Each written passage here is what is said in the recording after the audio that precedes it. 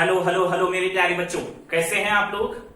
I hope so आप सभी लोग बहुत अच्छे होंगे। चलिए हम आपका स्वागत करते हैं आपके अपने प्यारे से चैनल मोहसिन बायोलॉजी में। स्टूडेंट, आप लोगों ने पिछली 3 क्लासेस बहुत आसानी से बहुत अच्छे तरीके से आप लोगों ने सीखा होगा, याद किया होगा, नोट्स भी बनाया होगा, ठीक है। और आज की क्लासेस यानी जो आगे की क्लासेस है उसी 3 क्लासेस पर बेस्ड है। इस बात को हम करीब 10 बार दोहरा चुके हैं, तो इसका मतलब समझिए कि वो 3 क्लासेस कितना इंपॉर्टेंट है। तो आगे की क्लास जो हम पढ़ाने जा रहे हैं, हमने कल ही बताया था कि यहां से हम लगभग 3 हेडिंग पढ़ाएंगे, ठीक है। 2 हेडिंग अभी आज पढ़ा देंगे और एक हेडिंग करीब 3-4 दिन बाद, क्योंकि बीच में अलग अलग कुछ हेडिंगे हैं जिसमें हम उसको पढ़ाने के बाद उस हेडिंग को बताएंगे। यानी 2 आज की और एक और, ठीक है। 3 हेडिंग में से एक हेडिंग पक्का आपके एग्जाम में हर बार आता है और इस बार भी आएगा, ठीक है। तो बड़े ध्यान से, आज की क्लास आपके एग्जाम के पॉइंट ऑफ व्यू से बहुत ज्यादा इंपॉर्टेंट है, मतलब आपके एग्जाम में यहां से क्वेश्चन बनते हैं। तो चलिए बिना देरी के आज की क्लास स्टार्ट करते हैं। और पहले आप ये बताएंगे आप लोग कैसे हैं। बहुत अच्छे हैं, चलिए, बहुत अच्छा रहना भी चाहिए। तो स्टार्ट नाउ। पहला है आज का जो हेडिंग है वह है प्रभाविता का नियम, यानी मेंडल का, यानी जिस आधार पर मेंडल को फादर ऑफ जेनेटिक्स कहा गया था, यानी आनुवंशिकी विज्ञान का जनक कहा गया था, वो क्या कारण क्या था। सबसे बड़ा कारण था कि उनके द्वारा खोजे गए नियम, है ना, उनके द्वारा कुछ नियम थे। कौन थे? एक प्रभाविता का नियम था, एक पृथक्करण का नियम था, ठीक है, 2, और एक है स्वतंत्र अव्यूहन का नियम, जो हम आगे वाली रीडिंग पढ़ने के लिए बोल रहे हैं। यही है स्वतंत्र अव्यूहन का नियम, जो हम द्विसंकर संकरण के अंतर्गत पढ़ेंगे, ठीक है। तो ये तीनों हेडिंग में से एक हेडिंग 100% आपके एग्जाम में आनी ही है, ठीक है। तो आप अभी से इंपॉर्टेंट कर लीजिए, बहुत आसानी से सिखाएंगे बच्चों, बहुत आसानी से, एकदम एक एक लाइन आपको, एक एक वर्ड क्लियर करेंगे। और आप अपना पेन और कॉपी लेकर बैठिए। अगर आप नोट्स नहीं बनाए हैं, अगर नोट्स बनाना चाहते हैं, मतलब पूरा पीडीएफ के फॉर्म में चाहते हैं, तो टेलीग्राम चैनल पर ज्वाइन कर लीजिए, लिंक डिस्क्रिप्शन में। हेडिंग कौन सी है? प्रभाविता का नियम।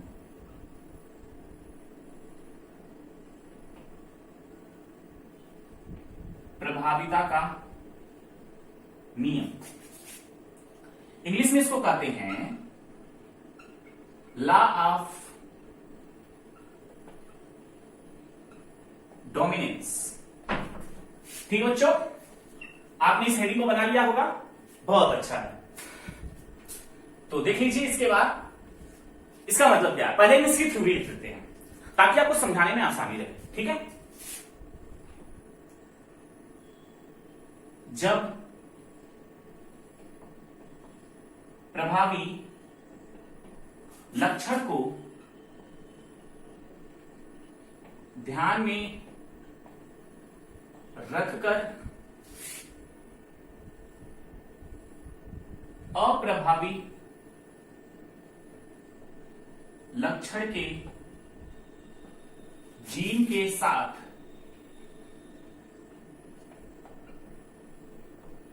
संकरण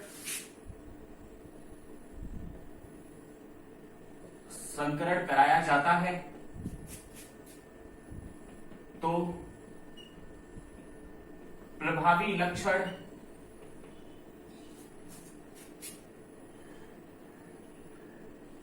का जीन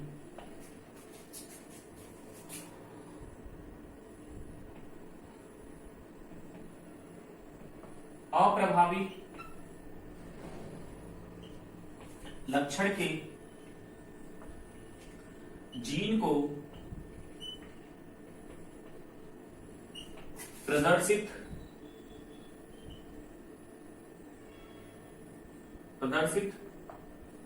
नहीं होने देता है।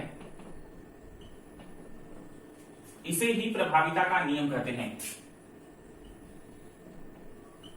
इसे ही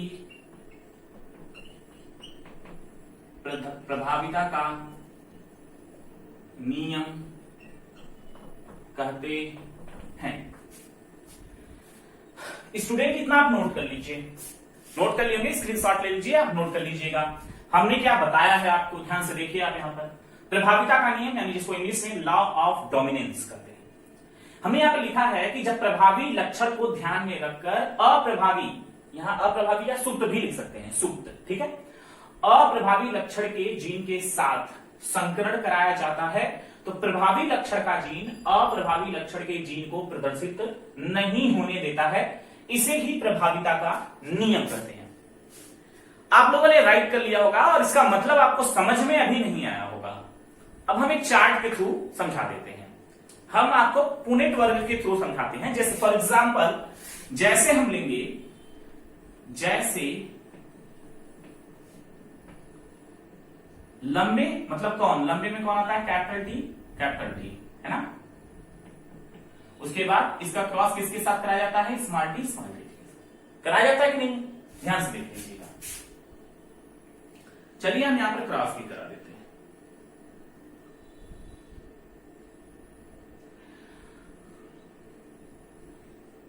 इधर हम मेल मान लें, बॉक्स को थोड़ा नीचे बना देते हैं।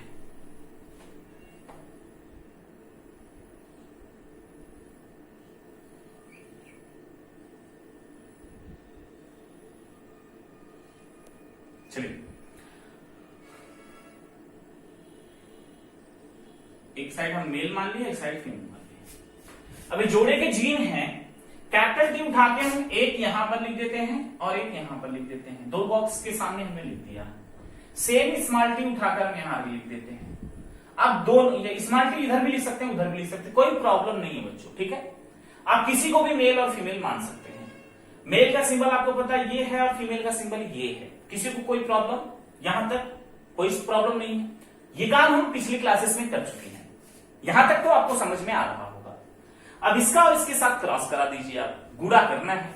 चलिए करते हैं, कैपिटल टी स्मॉल टी, इसको तो हम करीब 10 बार करा चुके हैं, याद हो जाना चाहिए आपको। इसका करा दीजिए कैपिटल टी स्मॉल टी, इसका इसके साथ करा दीजिए कैपिटल टी स्मॉल टी, इसका इसके साथ करा दीजिए कैपिटल टी स्मॉल टी। ये दोनों जनक हैं और ये चारों क्या है, F1 पीढ़ी है, मतलब पहली पीढ़ी में ये 4 बच्चे होंगे। क्लियर है। आप बताएंगे ये सारे के सारे पौधे कैसे हैं, आपको याद होगा, लंबे हैं। कैसे हैं सभी, लंबे हैं, क्योंकि कैपिटल टी स्मॉल टी पर क्या हो रहा है, प्रभावी चारों कैपिटल टी स्मॉल टी है कि नहीं, है ना। अब चलिए हमने जो थ्योरी लिखा है उसको समझिए, दिमाग ओपन करके बैठिए और मेरी बातों को बड़े ध्यान से सुन लीजिए, एक एक कॉन्सेप्ट क्लियर हो जाएगा बच्चों, प्लीज देखिए यहां पर। जब प्रभावी लक्षण को ध्यान में रखकर, पहली लाइन का मतलब समझिए, प्रभावी लक्षण कौन है, कैपिटल टी है। इसको ध्यान में रखकर अप्रभावी कौन है, स्मॉल टी, है ना। तो प्रभावी लक्षण को ध्यान में रखकर हमको पता है कि ये कैपिटल टी है, मतलब ये लंबा है, और हमने उसको ध्यान में रखा है और उसका क्रॉस किसके साथ करा दिया है, अप्रभावी लक्षण के जीन के साथ। जब हमने इसका संकरण करा दिया तो क्या मिला हमको, सभी के सभी कैपिटल टी स्मॉल टी मिले, है ना। तो आगे लिखा क्या है, तो प्रभावी लक्षण का जीन अप्रभावी लक्षण के जीन को प्रदर्शित नहीं होने देता। तो यहां पर फोकस कर लीजिए, ये इस जीन में, इस युग्मक में आप बताइए बच्चों, यहां पर क्या कैपिटल टी स्मॉल टी दोनों है कि नहीं है, बिल्कुल दोनों है ना। लेकिन हम यहां पर लंबा ही लिख रहे हैं, क्यों लंबा लिख रहे हैं, क्योंकि ये कैपिटल टी का जीन स्मॉल टी के जीन को प्रदर्शित होने नहीं दे रहा है, दबा दे रहा है इसको, यानी कि इसको डोमिनेंस नहीं होने दे रहा है, शो नहीं होने दे रहा है। तो वही चीज हम यहां पर लिखे हैं। तो प्रभावी लक्षण का यानी कैपिटल टी प्रभावी लक्षण का जीन अप्रभावी लक्षण के जीन को प्रदर्शित नहीं होने देता, और इसे ही क्या कहते हैं, प्रभाविता का नियम कहते हैं। यानी कि कैपिटल टी जो है वो स्मॉल टी बौने पर, यानी बौना को प्रदर्शित नहीं हो रहा है, यानी जो अगला पीढ़ी, अगला संतति जन्म ले रहा है वो क्या हो रहा है, लंबा हो रहा है। एक एग्जाम्पल के बताते हैं, जैसे एक महिला जो है कद में छोटी है ना, नाटी कर सकते हैं, और एक पुरुष कद में लंबा है, उसके बच्चे सारे के सारे कैसे हो सकते हैं, अगर वो पुरुष जो है प्योर लंबा है, अगर उसका जीन प्योर लंबा है तो 101% है बच्चों, उसकी सारी संतति लंबी होगी, उसकी सारी संतति कैसे होगी, लंबी होगी, ठीक है। तो ये कौन सा यानी प्रभावी जीन, यानी जो पुरुष का प्रभावी जीन था महिला के बौनेपन यानी अप्रभावी जीन पर क्या हो गया, हावी हो गया। इसे ही क्या कहते हैं, प्रभाविता का नियम कहते हैं। जैसे में आप लिख सकते हैं, जैसे में आप क्या लिख सकते हैं, यहां पर हम कैपिटल आर स्मॉल आर भी लिख सकते हैं, कोई भी एग्जाम्पल आप ले सकते हैं। तो आप यहां पर लिख सकते हैं, जब लंबे पौधे का पुष्प का संकर बौने पौधे के साथ कराया जाता है। ठीक है, फिर से हम क्या बताएं, फिर से देख लीजिए।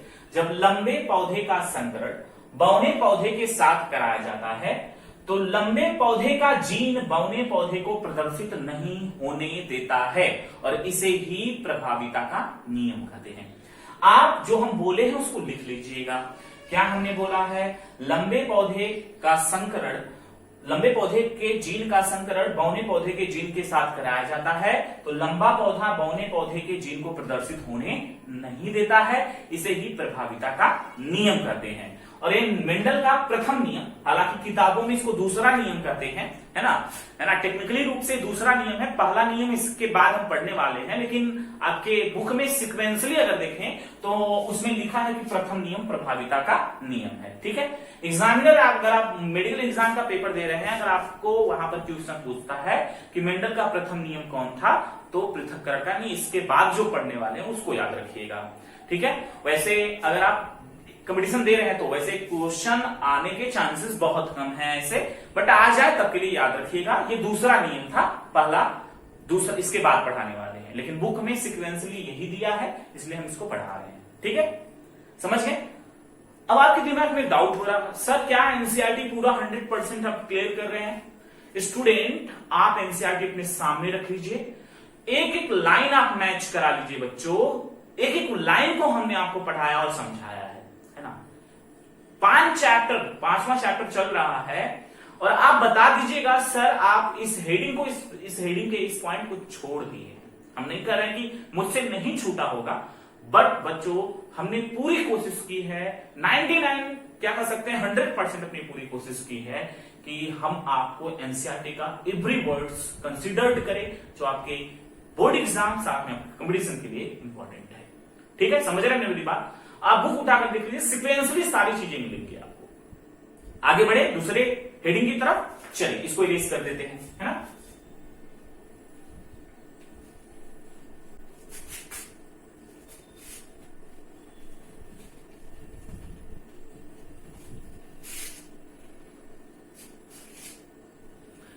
दूसरी हेडिंग है, दूसरी हेडिंग आप लिख लीजिएगा,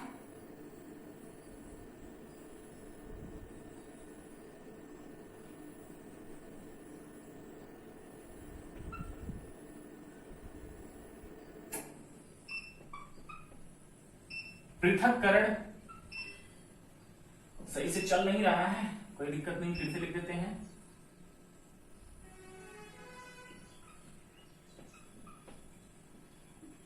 पृथक्करण का नियम,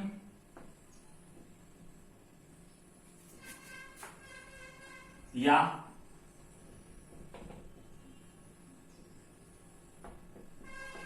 विसंयोजन का नियम,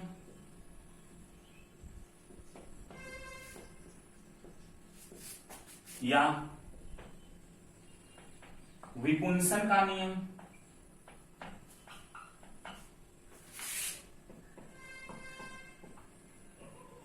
या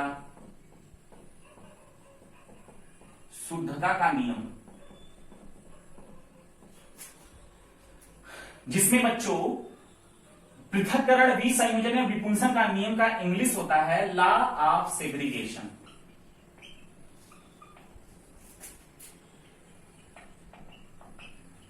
और इसका इंग्लिश होता है लॉ ऑफ प्योरिटी, आप लिख सकते हैं लॉ ऑफ प्योरिटी। ठीक है, आप कहेंगे सर बुक में हमारे केवल इस हेडिंग का नाम लिखा है, आपने इतना सारा लिख दिया है। बच्चों बुक में तो बहुत कुछ लिखा है और बुक के अकॉर्डिंग चलोगे तो आपको कुछ समझ में नहीं आएगा। ऐसा बात नहीं, आएगा सब समझ में, बट बच्चों आपके एग्जाम में यानी आपके बोर्ड एग्जाम में किस तरीके से हेडिंग पूछ सकता है और आपको लगेगा कि सर ने हमको नहीं पढ़ाया है, सर से हम पढ़े और हमें नुकसान हो गया, इसलिए बच्चों आपका नुकसान ना हो और पिछले एग्जाम में मतलब इस हेडिंग को किस किस नामों से पूछ सकता है, सारे नाम हम आपके बोर्ड पर लिख दिए हैं। है ना। यानी आपसे पृथक्करण का नियम करके पूछ सकता है या एक हेडिंग बना सकता है, आंसर सेम है। विसंयोजन का नियम भी पूछ सकता है जो आपके एनसीईआरटी में है, मैक्सिमम चांस इसी के बनते हैं। और विपुंसन का नियम जो है ये भी पूछ सकता है आपसे, या फिर आपसे कहेगा शुद्धता का नियम क्या होता है। ये 4 हेडिंग बनती है और हेडिंग का आंसर एक ही है। एग्जामिनर आपसे कुछ भी घुमा फिरा के पूछ सकता है, आप कहेंगे सर ने हमको पढ़ाया ही नहीं है, तो आप ना कहें, इसलिए हम 4 हेडिंग यहां पर लिखवा दिए हैं, है ना। तो चलिए आगे बढ़ते हैं हम, यानी आगे हम इसका पहले हम थ्योरी लिख देते हैं ताकि आपको कंफ्यूजन न रहे और एग्जाम्पल के थ्रू हम समझा दें जैसे अभी अभी समझाए हैं। चले लिख देना, चलिए देखते हैं।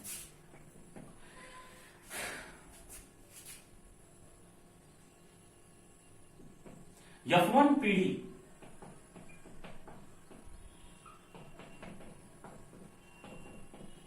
F1 पीढ़ी के निर्माण के समय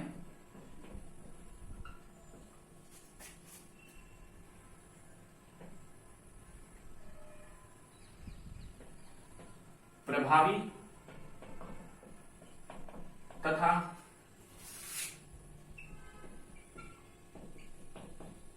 अप्रभावी जीन एक साथ आ जाते हैं,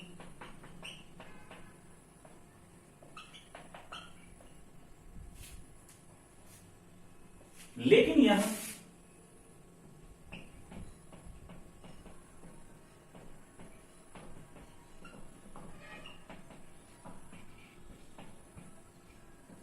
आपस में नहीं मिलते हैं, लेकिन यह आपस में नहीं मिलते हैं, अर्थात शुद्ध रूप से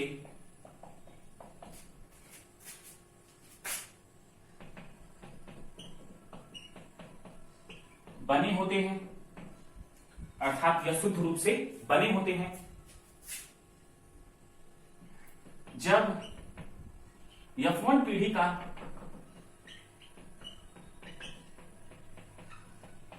स्वपरागण कराया जाता है।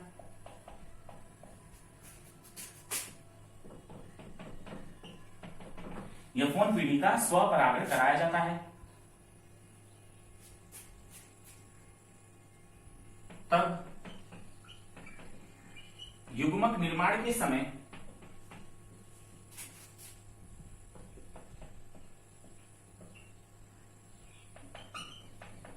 जोड़े के जीन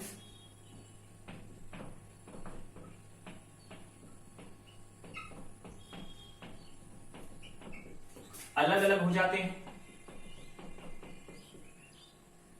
अलग अलग होकर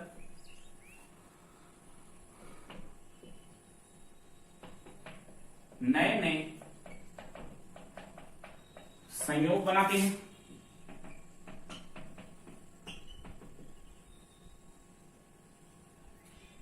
जिसे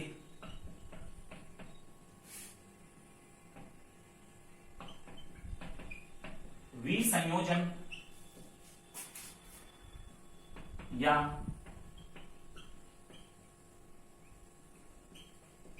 पृथक्करण या वियोजन का नियम कहते हैं।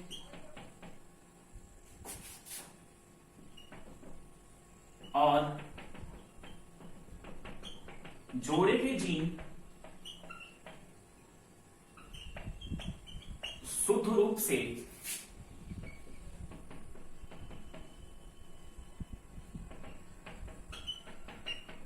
बने होते हैं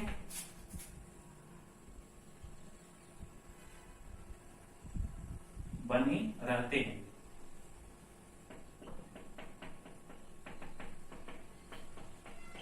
जिसके कारण इसे शुद्धता का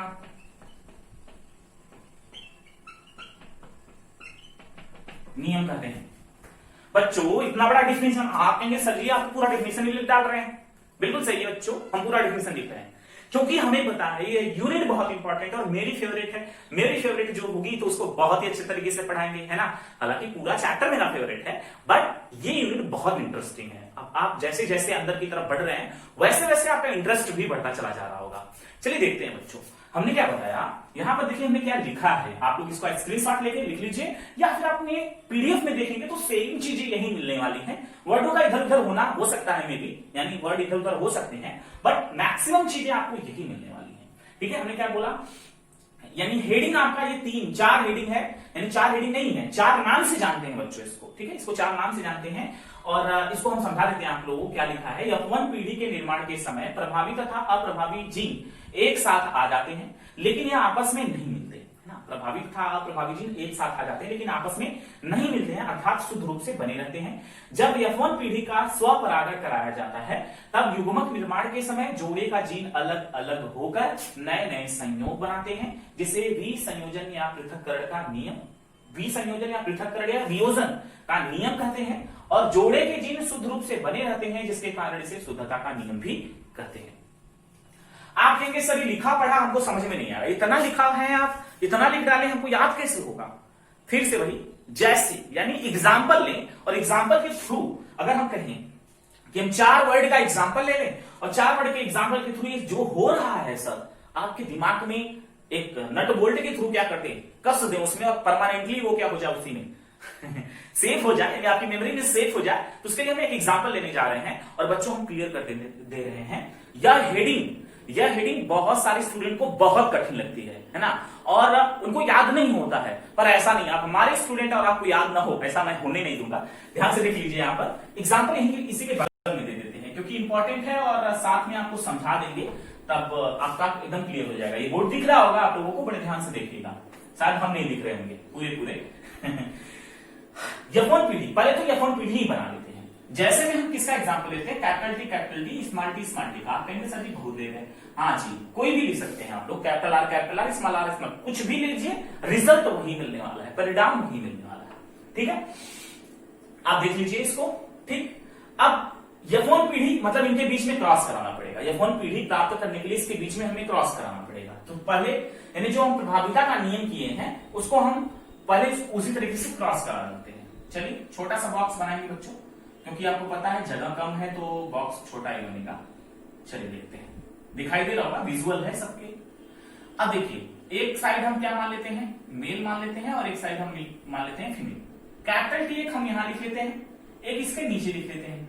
दिख रहा है ना सबको, ठीक। स्मार्ट टी हम एक यहां लिख सकते हैं, यहां लिख लेते हैं। ये अभी हम किए हैं, यानी ये जो लिख रहे हैं अभी भी इसके पहले वाली हेडिंग में हम लोग किए हैं। बुरा कर लीजिए, इसका इसके साथ क्या मिलेगा, कैपिटल टी स्मॉल टी, इसका इसके साथ करेंगे कैपिटल टी स्मॉल टी, इसका इसके साथ करेंगे कैपिटल टी स्मॉल टी, और इसका इसके साथ करेंगे कैपिटल टी स्मॉल टी। ये ना मिलेगा, यही F1 पीढ़ी है। ठीक है, यही F1 पीढ़ी है ना। तो आप बताइए, F1 पीढ़ी तो हमने बना लिया है ना, ये पहला वर्ड हमने लिख लिया क्या, F1 पीढ़ी के निर्माण के समय। अब आगे देखिए, यहाँ पर प्रभावी तथा अप्रभावी जीन एक साथ आ जाते हैं। बच्चों ध्यान से देखिए, इन चारों, यानी जब F1 पीढ़ी बना, यानी ये चारों F1 पीढ़ी हैं और F1 पीढ़ी के निर्माण के समय ये प्रभावी, यानी क्या मिला हमको, क्या मिला है बताइए, कैपिटल टी मिला है, स्मॉल टी मिला है, यही ना मिला है, यानी कैपिटल टी स्मॉल टी मिला है। बताइए सही है।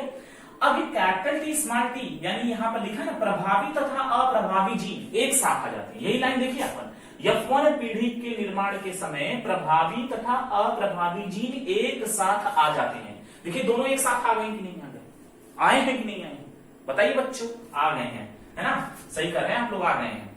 लेकिन ये आपस में नहीं मिलते, यानी ये दोनों साथ में तो जरूर हैं लेकिन आपस में नहीं मिलते हैं।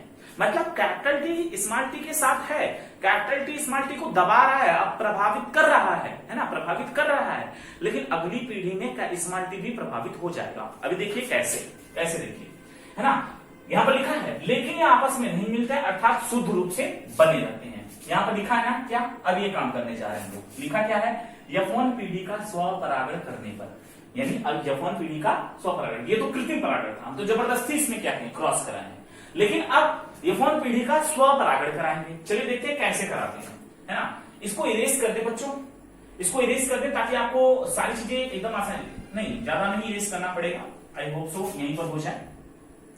चलिए हम बना लेते हैं कुछ बड़ा सा, यहां तक तो आप सभी लोगों को दिख रहा होगा। चलिए हमने फिर से पुनेट वर्ग बना लिया और हमने क्या लिखा, F1 पीढ़ी का स्वपरागण। F1 पीढ़ी का मतलब कि हम कैपिटल टी स्मॉल टी लेंगे, चाहे कोई भी ले लीजिए, कोई प्रॉब्लम नहीं है ना। तो F1 पीढ़ी का स्वपरागण करना है, एक साइड हम मेल मान लेते हैं, एक साइड हम फीमेल मान लेते हैं, ठीक। अब क्या करना है, लिखा है ना F1 पीढ़ी का स्वपरागण कराया जाता है। इसका मतलब हमें एक कैपिटल टी स्मॉल टी यहां लिख लेना है और एक कैपिटल टी स्मॉल टी इधर लिख लेना है ना। ये हो गया, इतना तो विजुअल है, आप लोग देख पा रहे हैं, बिल्कुल सही है, देख पा रहे होंगे। यहां पर लिखा है कि स्वपरागण, यानी आपस में ही स्वपरागण कराने पर क्या होगा, अभिगुणक बनाइए इसका, कैपिटल टी देखिए, पूरा करिए आप, कैपिटल टी, फिर उसके बाद इसके साथ करिए कैपिटल टी स्मॉल टी, फिर इसका इसके साथ करिए कैपिटल टी स्मॉल टी, फिर इसका इसके साथ करिए स्मॉल टी। बच्चों ये F1 था तो ये F2 होगा, बोलिए सही है कि नहीं, F1 है तो ये F2 है। यानी यहां पर लिखा है ना क्या, देखिए F1 पीढ़ी का स्वपरागण करने पर युग्मक निर्माण के समय जोड़े के जीन अलग अलग होकर नए नए संयोग बनाते हैं। इस पूरी लाइन को आप यहां पर, यानी जो हमने अभी अभी किया है, आप उसको देख सकते हैं।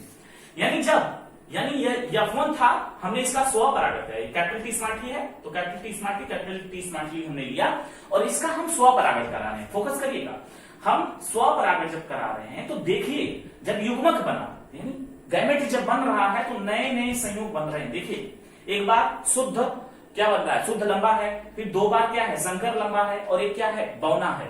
देखिए बच्चों यहां पर ये जो जीन था, ये भले इसके साथ दबा पड़ा था, यहां पर दबा पड़ा था, लेकिन यहां पर देखिए स्मॉल टी एक जीन, यानी एक बीज स्मॉल टी भी हो गया, मतलब एक बौना भी हो गया। समझिए, यहां पर फोकस करिएगा बड़े बच्चों, ठीक है, ध्यान से देखिए हमें क्या बताना चाह रहे हैं। यानी F1 पीढ़ी का जब हम संग्रहण कराएं तो वही चीज यहां पर लिखा है, क्या लिखा है कि युग्मक निर्माण के समय, यानी ये सारे युग्मक बन रहे हैं, युग्मक निर्माण के समय जीन अलग अलग हो जाते हैं। देखिए अलग अलग हो गए, ये चारों अलग हमने किया, उसके बाद ये क्रॉस कर रहे हैं अलग अलग, ठीक है, अलग अलग होकर नए नए संयोग बना रहे हैं। देखिए नए नए संयोग बने हैं, कैपिटल टी स्मॉल टी, नए नए संयोग बनाते हैं, जिसे ही क्या कहते हैं, यानी यहां पर तो ये दोनों साथ में थे बच्चों, लेकिन यहां अलग हो गए, अलग अलग होकर के नए नए संयोग बना रहे हैं, और इससे ही बच्चों, इसे ही क्या कहा जाता है, विसंयोजन का नियम। पृथक्करण मतलब अलग होने का नियम, वियोजन मतलब भी अलग होने का नियम। यानी विसंयोजन, पृथक्करण या वियोजन, तीनों का मतलब ही होता है अलग होना। तो यहां दोनों F1 में तो कैपिटल टी स्मॉल टी साथ थे, लेकिन यहां पर क्या हो गए, यहां पर अलग हो गए, और अलग होकर बच्चों क्या बनाए, वो अलग अलग नए नए कुछ लक्षण प्रकट कर रहे हैं, देख लीजिए, और इसे ही पृथक्करण, विसंयोजन या विपुंसन का नियम करते हैं। और बच्चों अब आगे क्या लिखा है, जोड़े के जीन शुद्ध रूप से बने रहते हैं, जिसके कारण इसे शुद्धता का नियम भी कहते हैं। अब फोकस करिएगा बच्चों, यहां पर स्मॉल टी इसके साथ था, स्मॉल टी इसके साथ था कि नहीं था, दबा पड़ा था बेचारा, है ना, अपने आप को प्रदर्शित नहीं कर पा रहा था, लेकिन F2 पीढ़ी में जब अपने आप को प्रदर्शित कर लिया है, इसका मतलब कि F1 पीढ़ी में शुद्ध रूप से बना था, गायब नहीं हुआ था, शुद्ध रूप से बना था, है ना। शुद्ध रूप से जब यहाँ पर वो बना था, तभी यह F2 पीढ़ी में अपने आप को प्रदर्शित कर पाया। इसका मतलब ये बौना पौधा होगा, स्मॉल टी है, ठीक है, और इसी कारण शुद्ध रूप से बने होने के कारण इसे शुद्धता का नियम कहते हैं।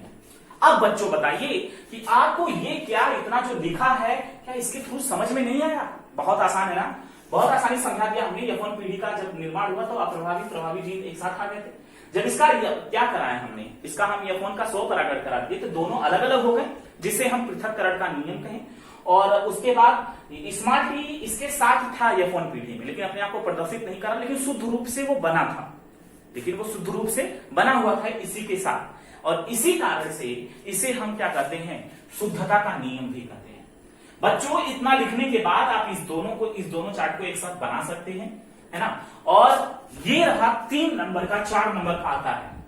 अगर आप नहीं समझे तो वीडियो फिर से रिवाइज करिए, समझिए, और जिस तरीके से हमने समझाया है बारीकी से आप समझ सकते हैं। यानी कि अलग होना, यानी जोड़े के जीन का अलग होना पृथक्करण कहलाता है, और अलग अलग जाकर, यानी जो बौना प्रजाति था जो F1 में प्रदर्शित नहीं हो रहा था और शुद्ध रूप से इसके साथ बना था, इसलिए इसे शुद्धता का नियम भी कहते हैं, है ना।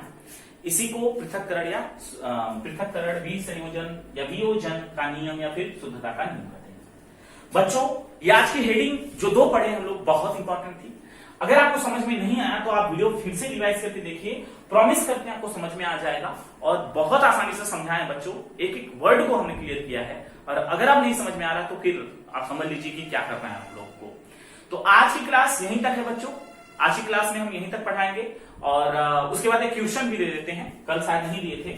क्या करना है आप लोगों को, capital R small r, capital R R और स्मॉल आर आर का क्या कराना है, F1 पीढ़ी और F2 पीढ़ी, यानी कि पृथक्करण का नियम और शुद्धता का नियम, मतलब कि आपको प्रभाविता और पृथक्करण का अपने फेयर कॉपी में, फेयर में नहीं, अपने रफ कॉपी में आप उसका प्रैक्टिस करके आप हमें ये चार्ट बनाएंगे, अपनी कॉपी में सीखेंगे। और साथ में बच्चों इसका जीनोटाइप और फिनोटाइप क्या होगा आप ये भी बता देंगे। इसका बता दें, पिछले वीडियो में बताए हैं बच्चों, आप लोग राइट कर लीजिएगा पिछले वीडियो से देखकर, या फिर याद होगा या फिर यहां पर कर सकते हैं। चलिए कर देते हैं। जीनोटाइप इसका क्या आएगा 1 2 1 और फिनोटाइप क्या आएगा इसका 3 और 1, ठीक है 3 और 1। जीनोटाइप फिनोटाइप इसका यही आएगा। आप कैपिटल आर स्मॉल आर का क्रॉस करा के आप हमें बताएंगे कि आपका जीनोटाइप और फिनोटाइप क्या आ रहा है, और इस विधि द्वारा करेंगे। हालांकि ये काम हम पहले कर चुके हैं, लेकिन फिर भी आप इसको पढ़ के आराम से समझ के आप इसको फिर से एक बार करेंगे, ठीक है। तो बच्चों आज की क्लास यहीं तक है, और आज की क्लास बहुत इंटरेस्टिंग और साथ में बहुत इंपॉर्टेंट भी थी। आप लोग बताएंगे कमेंट बॉक्स में आज की क्लास आपको समझ में आई या नहीं आई, ठीक है। अगर नहीं आई तो वीडियो एक बार रिवाइज करिए, पक्का आएगी आपको, ठीक है। तो आज की क्लास यहीं तक है बच्चों। Thank you so much, thanks for watching all of you. और हाँ, लाइक करिए, वीडियो पसंद आया तो शेयर करिए अपने दोस्तों के साथ, बताइए उनको कि आप भी पढ़ सकते हैं। और सब्सक्राइब अगर आप तक नहीं किए हैं तो सब्सक्राइब भी कर लीजिए। Thanks for watching all of you.